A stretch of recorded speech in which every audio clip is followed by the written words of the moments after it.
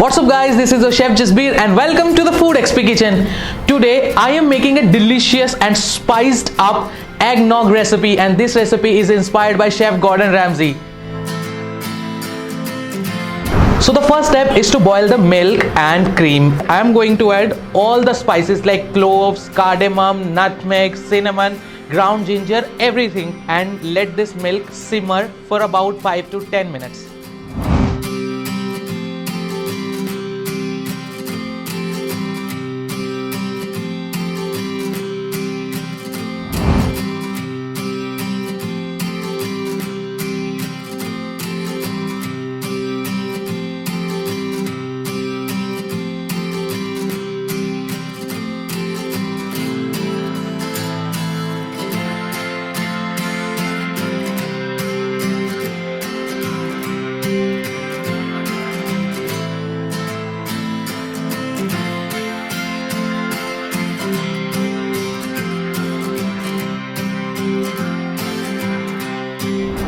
So our eggnog is almost ready. What we're gonna do is we'll add some flavors into this. I'm using some brandy and vanilla essence to the flavors.